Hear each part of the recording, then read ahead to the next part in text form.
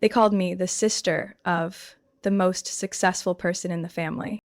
But that night, I was just a name listed as +1 on the guest list for my own brother's birthday party. No proper greeting, not a single glance of recognition. I stood in the middle of $1 million party under glimmering crystal lights and realized they had erased me from this family long ago. Everything I had done for them was now just an empty space behind the kitchen door. In the most painful part, I still forced a smile like everything was fine. That evening was a sweltering June night in the suburbs of Charlotte, North Carolina. The sunset stretched across the red-tiled roofs of Mediterranean-style mansions in the Cedar Hill neighborhood. I stepped out of my old Subaru, the one I had been maintaining for years, not because I couldn't afford a new car, but because I never saw a reason to live flashily like them. Parked in front of the mansion was a lineup of luxury cars, Cadillacs, BMWs, and Mercedes, and I knew I was out of place from the very first second. I wore a simple black dress, no label, no shimmer, no crystals. It was the same dress I had worn for my last project pitch at work, where I'm a software project manager, a job no one inside that house had ever respected. In my hand was a small, neatly wrapped box, a vintage pocket watch I had ordered last month, engraved with the name Logan, my brother. The man turning 42 today, being celebrated like royalty in a gala hosted by our parents. The door swung open. The person who greeted me wasn't family, just a suited staff member holding a tablet. He gave a polite smile, but his eyes were blank. "Good evening, ma'am. May I have your name?" Mia Harrison." I smiled faintly and held up the gift box for him to see. He scrolled for a few seconds, then frowned slightly. "Harrison, yes, here it is, but you're listed as +1 under the Harrison family group, not as a primary guest." I froze for a moment.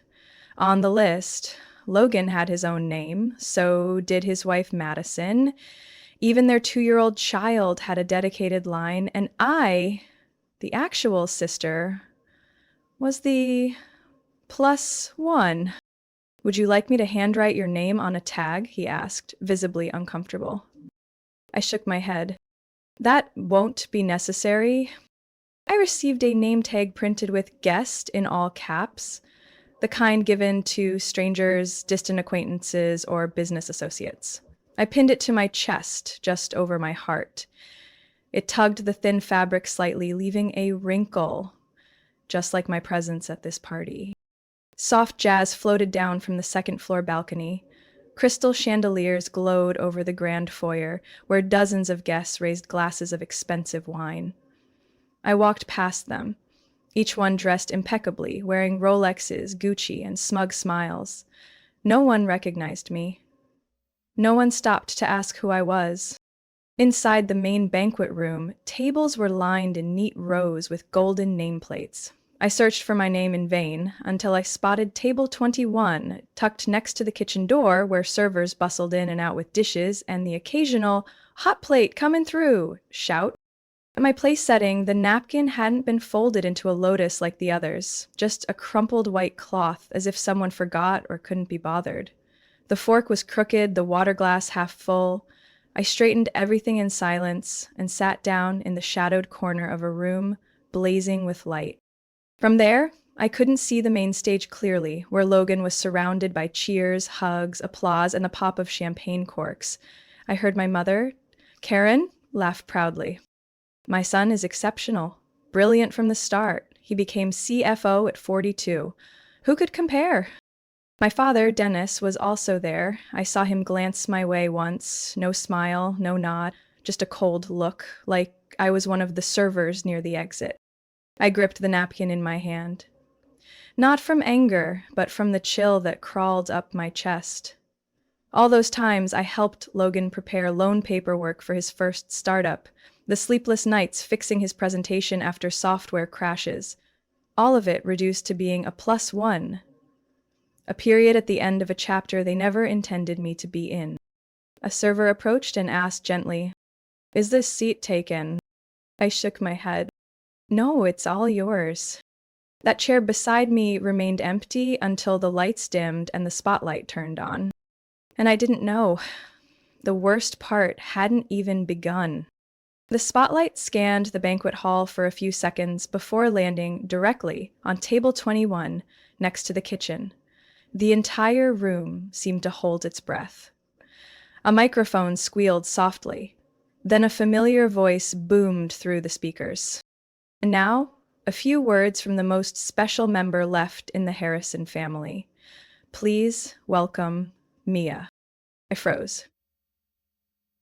Half-raised glasses paused mid-air. Dozens of eyes turned toward me, some curious, others irritated. I set my water down, smoothed my dress, and rose from the cramped chair near the wall. My heart pounded in sync with the sharp taps of my heels on the polished wood floor. No one had warned me I would speak. No script, no cues. I stepped onto the small stage, standing under a glaring white spotlight that made me squint. Logan sat at the front table, holding Madison's hand, eyes averted. My mother, Karen, beamed beside him, wine glass in hand, radiating rehearsed charm. I inhaled slowly. Good evening, everyone. I wasn't prepared for this, but honestly, tonight is beautiful. Logan, you've always had a gift for lighting up a room. I didn't even finish the sentence when Karen laughed, loudly, theatrically. She raised the microphone to her mouth like a show host, not a mother. Oh, Mia, don't forget to mention the amazing gift you've prepared for your brother. I turned to her, brows furrowing. What are you talking about? The condo in Uptown Charlotte, she said brightly, turning to the crowd. She has a lovely 2-bedroom apartment with a park view, and she's always traveling for work, so it sits empty most of the time. Logan and Madison just got married. They need a home. My throat went dry. You're joking, right? She kept smiling, but her eyes were sharp as steel. No, sweetheart, it's just a loving gesture. A small gift on this special day. Surely you don't need all that space just for yourself. I stepped back half a step, stunned. The entire room sank into an awkward silence. Some guests pretended to look at their phones. Others stared at me like I was overreacting. From the front table, my father, Dennis, suddenly spoke, his voice deep and firm. Mia, this isn't that serious. We're family. When one needs something, the other gives. Your mother has thought this through. You're not married, no kids. Are you really planning to keep that condo all to yourself forever? It's my property. I raised my voice, trembling with anger. It's under my name. I bought it with 8 years of savings and dividends. But didn't we help you a bit at the start? My mother chimed in. And Logan is starting his family, while I what? I cut her off, locking eyes with her. I'm the disposable one, the one who's supposed to sacrifice everything for your golden son? Erin faked a soft laugh, waving her hand as if to calm the room. Don't blow this out of proportion, Mia. It's just a small gesture of family love. Who would turn down such a meaningful gift in front of everyone? I looked around. Madison lowered her gaze, avoiding mine. Logan remained silent, not objecting, not defending. The space between us screamed louder than any voice. This is a setup, I said, my voice lower but razor sharp. You knew I wouldn't be able to say no in front of all these people. So you're really gonna say no? My mother tilted her head, eyes blazing with challenge. I set the mic down. No yelling. No argument, just an action. A decision. I turned my back and walked off the stage. Whispers erupted behind me like waves crashing. What kind of attitude is that? She's so ungrateful. Eth girl. She's always been different. I left the stage, heart pounding so hard each step echoed in my chest. Logan didn't look at me. Madison remained quiet. My parents stood there, smiling as if they'd won. But they had no idea what was waiting behind their polished facade. I had only taken 3 steps from the stage when I heard a loud clatter of glass from the main table. The room's sound seemed to collapse inward, except for the sound of my heels tapping on the floor. Table 21 still stood alone in the dark corner, waiting, like a reminder that I was the one who had ruined the party. I hadn't even made it back to my seat when I saw my father, Dennis, bolt upright. His face was flushed red, fists clenched at his sides. He said nothing, didn't shout, but those eyes? They weren't a father's eyes. They were the eyes of a man humiliated in front of a crowd who wouldn't tolerate it. My mother, Karen, kept her frozen smile, but her hand trembled as she raised her wine glass. I stopped. Instinct told me not to take another step. Dennis walked toward the dessert table, where several bottles of champagne rested in a silver bucket of ice. He reached out, gripped one bottle by the neck like he was going to pour another glass. Then, without warning, he turned, cold and fast. I only saw the silver flash in the chandelier's light. That? The blow struck the left side of my head, heavy and brutal. The bottle didn't break, but that sound, that sickening thud of glass on flesh, would echo in my head for the rest of my life. I collapsed sideways, my head hitting the cold tile floor. One ear rang violently, but the gasps of the crowd still reached me. Oh my God. Oh, it really hit her. I felt the hot trickle of blood running down my temple and soaking into my collar. My vision blurred, not from passing out, but from shame detonating inside me. "Ungrateful brat!" my mother growled, throwing her wine glass onto the floor, glass shards scattering. "We raised you all these years, and you humiliate us like this in front of everyone?" No hand reached for me. No one rushed to help. They all stepped back slightly, afraid of getting blood on their shoes. I pushed myself up on one elbow, palm pressed to the floor like it was the only thing anchoring me. I looked around, searching for Logan. He sat still, face like ice. Madison sipped her wine stiffly, as if she hadn't seen anything. No one spoke. No apology. The first person to break the silence was my cousin, Troy. The one the family had disowned for having no future. "Call the police. Someone call now." But he didn't move either. No one dialed. I stood, legs shaking, head pounding like an engine roaring inside my skull. Blood had dripped onto my shoulder. My pastel blue dress, the one I once loved, was now smeared with red streaks like splattered paint. A woman near the cake table whispered, "She's just being dramatic." Another voice responded, "No, I got it on video. He hit her." I didn't cry. I didn't scream. I walked past them like someone emerging from a fire. No smoke left, but the stench clinging to every part of me. I stepped out into the brightly lit driveway. No one followed. No one asked if I was okay. My phone buzzed just as I opened my car door, a text from Troy. "If you need a witness, I'm here. Don't let this get buried." I called an Uber. My head hurt too much to drive. When the driver arrived, he paused when he saw the blood on my cheek. "Are you all right, ma'am?" I only nodded. "Our nearest hospital, please." The hospital that night was cold and sterile like metal. I sat in the waiting room, paperwork stained with blood in the corner, while doctors and nurses looked on with quiet compassion, saying little. They seemed used to women sitting alone, dried blood in their hair, no one by their side. "Is someone coming to pick you up?" the nurse asked, while stitching the gash on my temple. I shook my head. "No, I'll go by myself." I left with a white bandage on my head, anti-inflammatory meds, and the pitying eyes of strangers. Meanwhile, my family continued celebrating in their brightly lit mansion. But they didn't know. I wasn't afraid anymore. I don't remember exactly how I got home. I just know that when I woke up, the ceiling of my living room tilted softly under the yellow lamplight, and the throbbing pain still pulsed in my left temple, where my father had slammed the bottle of champagne like he meant to erase me. I didn't go to work. I didn't answer calls. I didn't open social media. I lay there for 3 days, only getting up to take painkillers or change my bandage. No one called, not even Logan. They were silent, as if I had never existed at that party. On the 4th day, I began to sort through my purse, trying to return to some sense of routine. When I flipped open the side pocket where I always kept the spare key to my condo, it was gone. I dumped everything out onto the bed: wallet, phone, lipstick, notebook, even the half-eaten protein bar. But the small, ash gray leather key clip was missing. I scanned my memory, trying to recall when I'd last seen it. Then it hit me.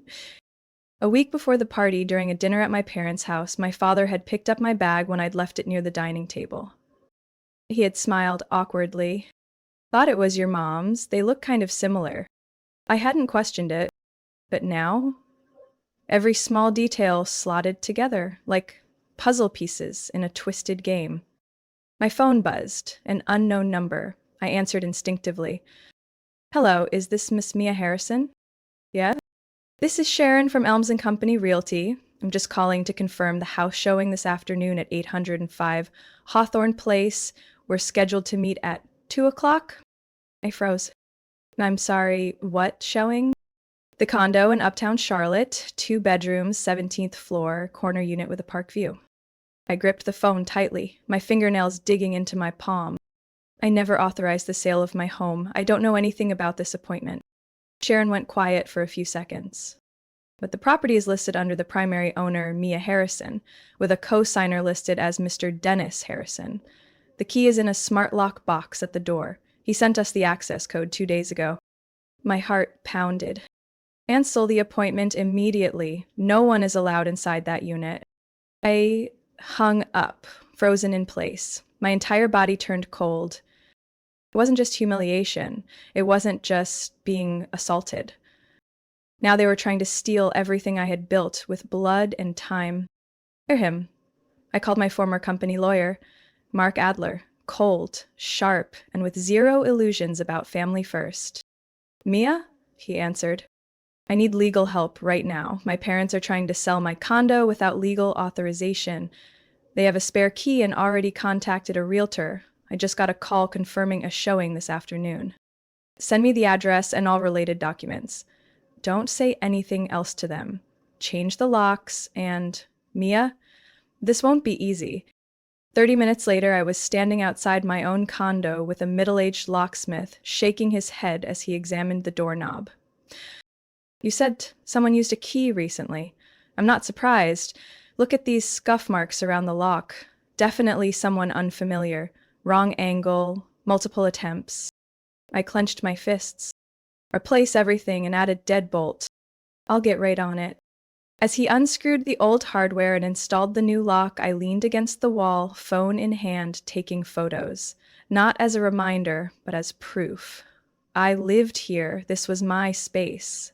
They could not keep erasing me from memories, from property, from identity. That night, I couldn't sleep. I sat in the dark, streetlights casting a faint glow through thin curtains, the scent of metal and fresh lock oil still hanging in the air. On the table lay the paperwork I had just printed from Mark's email, a cease and desist for unlawful property transaction, a formal notice to block further access. I stared at it the way one might stare at a scalpel, cold, precise, and necessary. Near midnight, my phone screen lit up.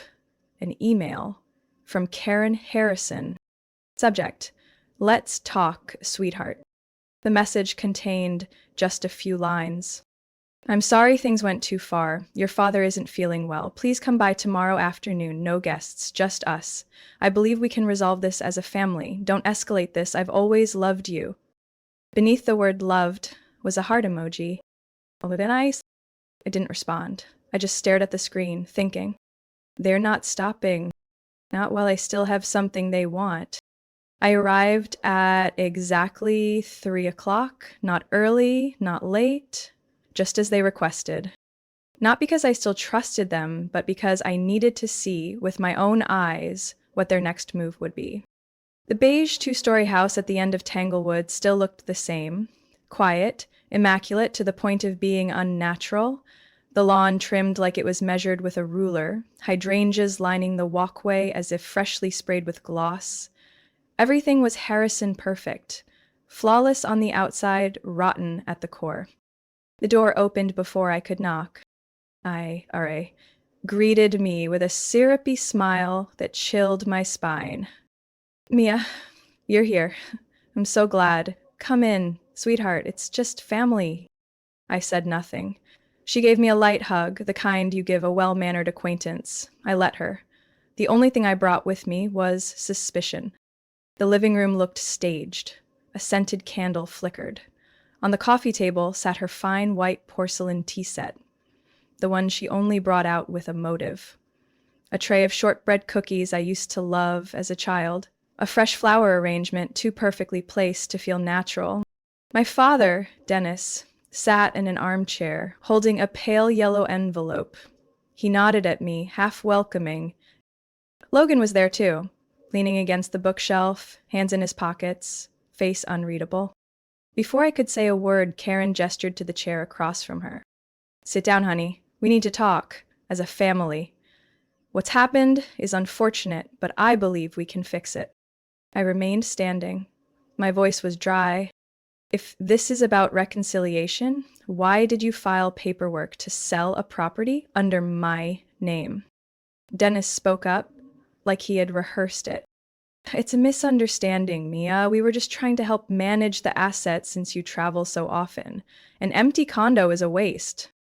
And giving the key to a realtor is management, I snapped. Or is it theft? The air grew heavy. Karen sighed, playing the victim. Let's not use such harsh words. I invited you here because I don't want this to go any further. I've prepared a document. Nothing legal, just a family agreement, internal only. Dennis slid the envelope toward me. I didn't touch it. What is it? Just a clear agreement to avoid future confusion about the condo. We've all agreed that it makes sense for Logan and Madison to take it over. It means a lot to them. I'm sure you understand. I clenched my fist. My heart was racing, but my face stayed neutral. You mean this clear agreement is a transfer of ownership? And you want me to just sign it? Karen kept smiling, like it was a casual chat. Yes, but don't treat it like a big deal. It's just within the family, no need to bring in lawyers.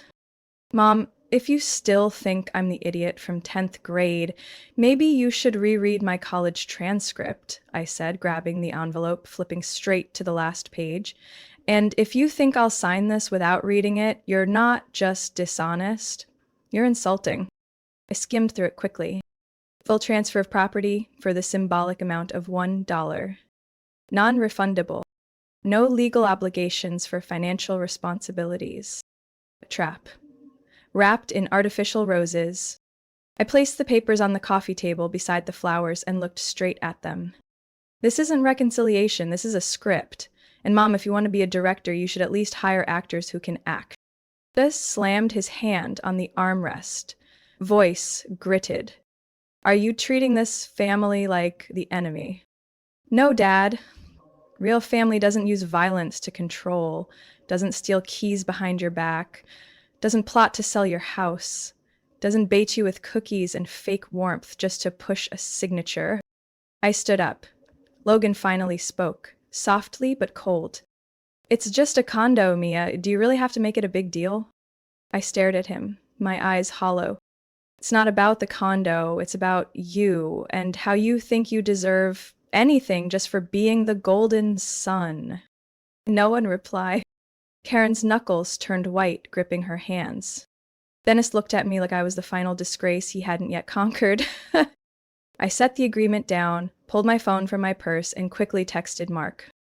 Everything went exactly as expected. They had the paperwork. I didn't sign. Proceed with the next step. Then I turned and walked toward the door. You know what, Mom? I don't hate you for trying to take what's mine. I'm disgusted by how shamelessly you use the word family to justify your greed. Close the door behind me, not forcefully, but with enough finality to shatter whatever mask was still clinging to that house. They thought I came out of affection. I came to confirm there was nothing left to miss. I arrived at Mark Adler's office on Monday morning, sharp at 9 o'clock. Sunlight poured through the large window, cold and blunt, much like his first words as I sat down. Mia, I reviewed the old real estate records from your family, and you're going to want to hear this. I leaned forward, gripping the edge of the leather chair. Tell me, Mark placed a thick file folder in front of me, several pages marked with bright yellow sticky notes. The house at 25 Tanglewood Drive, where your parents are currently living, it's not in their name. It's in yours. You hold full ownership. I frowned. That can't be. They bought that house in 2009. I was still in college back then. Correct. But in 2012, they got caught up in a financial lawsuit after your father's real estate investment failed. To avoid foreclosure, he transferred the property to you. At the time, you had just started earning from your first software job, and since then, they never filed to transfer it back. I slowly opened the folder. There it was. The deed in my name, Mia L. Harrison, signed and notarized. Signatures from both Dennis Harrison and Karen Harrison, dated November 7th, 2012. I let out a bitter chuckle, shaking my head slightly in disbelief. So this means... It means they're living on your property, and you have every legal right to evict them if you choose to. I closed my eyes for a moment, not out of hesitation, but because I could hear something crack inside me, the last part that ever believed in so-called blood ties. I opened my eyes. Ice cold. Draft the notice, file the eviction as soon as possible, no warning, no mercy. Mark nodded. I'll file it today. They'll receive the official order within 72 hours. I stood, grabbed my bag, and walked out of the office without looking back. On the drive home, I didn't turn on the radio. I didn't make a call. I let the sound of the tires rolling over asphalt carry me through the seasons of memories that had long since rotted inside the house they used to call a home. 3 days later, right on schedule, I received a video from Logan. Captured from the front door security camera, the file name was Crude, You've Lost It. I opened it. The screen lit up with footage of my father, Dennis, opening the door with a groggy expression, wearing a wrinkled bathrobe and holding a burnt piece of toast. A police officer stood outside, envelope in hand. Mr. Dennis Harrison? Yeah, that's me. What's this about? I'm here to serve an eviction notice. This property is currently owned by Ms. Mia Harrison. Under North Carolina state law, you and Ms. Karen Harrison have 7 days to vacate. My father blinked several times as if waking from a nightmare he had created himself. My mother appeared behind him holding a porcelain teacup. When she heard my name, she froze. Her mouth opened, but no sound came out. My father snatched the paper, flipped through it, then threw it against the wall with a sharp thud. The video cut off just as my mother shouted something unintelligible, but her expression said it all: shock, rage, and disbelief. I watched the video twice, then shut my laptop, no response. That night, I turned off all the lights in my condo, leaving only the soft glow of the desk lamp in the kitchen corner. On the table, a steaming mug of chamomile tea sat untouched. I didn't smile. I didn't feel triumphant. I simply sat still, staring into the darkness, my mind empty, as if every noise had been drained from my life. My phone pinged once, a message from Karen. In New York City. What are you doing? This is your family's home. I didn't reply. 5 minutes later, Logan called. I let it ring, then hung up. Then Karen again, then Dennis, who hadn't wished me Merry Christmas in 3 years. I blocked each number without hesitation. On the 7th day, I received final confirmation from Mark that they had left. No lawsuits, no protest, no public spectacle. They quietly withdrew like thieves caught in the act. And Mark texted, "Everything's done, they're out clean, the house is yours to do with as you please." I stared at that line for a long while. Replied, "List it, but not below market value. I'll take care of it, and Mia, that was a clean win." I ended the call and poured more tea into my cup, light as the final breath of a past just severed. It wasn't the victory that gave me peace. It was knowing I didn't owe them anything anymore. I was brewing coffee when my phone buzzed. A message from Amina, the one coworker and only friend I had left after everything. Mia, have you seen the clip yet? The one Karen posted on Facebook. I honestly don't know what to say. I let go of the kettle. My chest felt heavy, even though I hadn't had a sip of coffee. I opened my laptop and logged into my Facebook account, the one I had all but abandoned. My inbox was flooded, mostly messages from former coworkers, college friends, even people I hadn't heard from in years. The video was posted on a page titled, Karen Elizabeth Harrison, Loving Mom of Three. The caption read, Men's family is betrayed by money. We raised her with love, and this is how she repays us. Family matters, broken heart, ungrateful daughter. I hit play. Footage of me on stage at Logan's birthday party appeared, but not the full video. Only the moment I froze and said, this was never agreed upon. My voice shaky, raw, my eyes uncertain. Viewers didn't know that minutes before, I had been forced to gift a condo worth nearly $500,000. And minutes after, I was hit in the head with a champagne bottle by my father. The video was edited with sad music, spliced with shots of Logan smiling, Karen holding Dennis's hand, Madison with her palm on her belly as if she were pregnant. It painted a perfect scene, the cruel daughter turning against her flawless family. I sat frozen. The comments were a nightmare. If you don't raise your kids right, this is what you get. People like her don't deserve parents. She steals their house and then cries for sympathy. I shut the laptop, not out of fear, but disgust. They weren't remorseful, they were striking back with the slyest, most calculated attack. Karen had turned me into the villain in the very story where I was the victim. I got up and pulled an old file folder from my drawer. Big transfer records. Emails from my mother begging me to please cover this month's mortgage. Logan is in a tight spot. Text from my father asking to borrow money for a new car, to keep the family image. Even a voice recording of my mother saying, but condo is nothing compared to everything I've sacrificed for you. Giving it to Logan is only right. I opened Dropbox and created a folder. Named it Truth, if you care to see it. I uploaded each file. The deed from the 2012 home purchase, under my name. Mortgage receipts I had paid over 7 years. Original audio from the day they tried to force me to sign the transfer. Of me leaving the party, blood still visible on my temple. No caption, no hashtags, no drama. Just a short description. If anyone genuinely wants to know the truth, here it is. I don't need defending, I don't need sides, I owe no one an explanation but myself. I pasted the Dropbox link in a Facebook post on my personal account. Set it to public. Title of the post: I've been silent long enough. Within hours, I received an email from a reporter at the Charlotte Journal. We're running a series on family disputes and property abuse in the digital age. Your story has spread fast. If you're willing, we'd like to interview you. We will not pursue this further if you decline. I didn't respond right away. I just sat watching the late afternoon light filter through the curtains and fall across the worn rug. My phone kept buzzing, messages from people I never expected. Mrs. Carley, my 5th grade teacher. I always knew you were strong. If you need a place to escape the noise, my home is open. Ethan, an ex. I didn't realize how real this was. I believe you. I hope you're okay.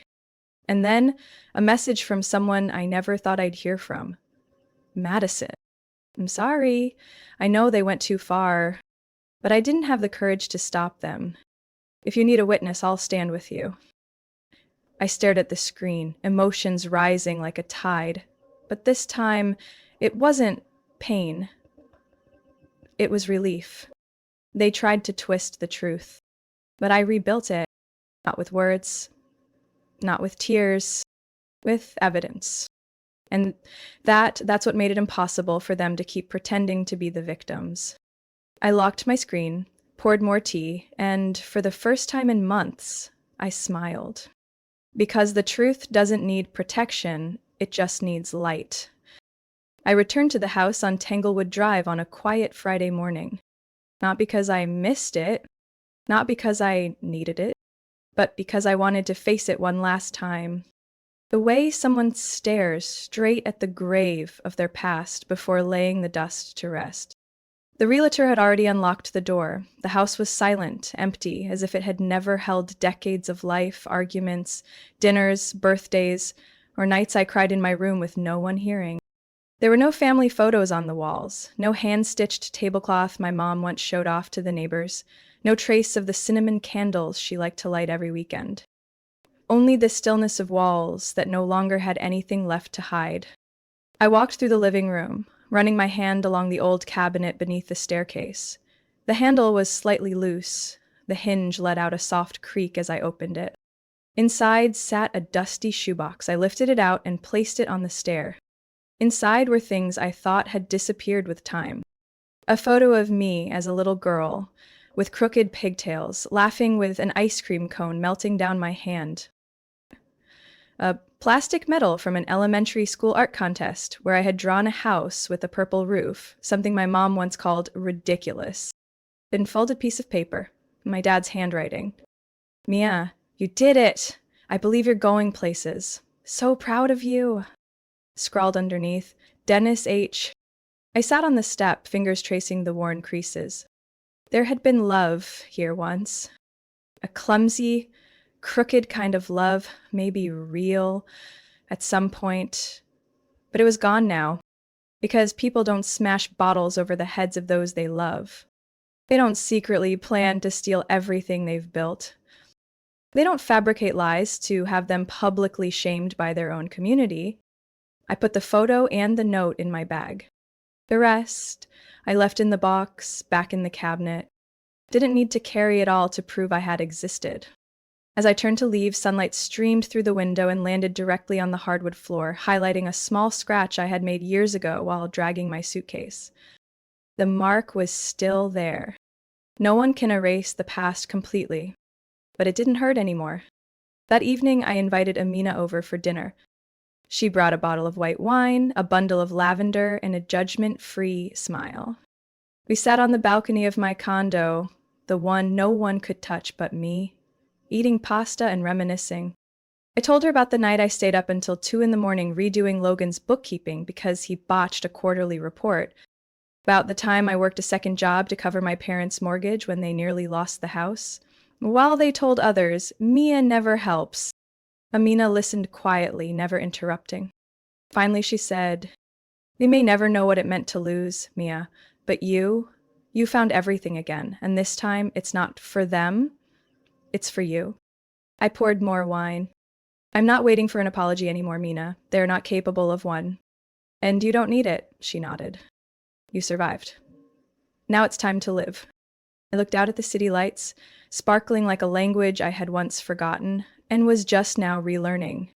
I opened my email and submitted an application to become a financial advisor for a nonprofit supporting women rebuilding their independence after divorce and domestic abuse.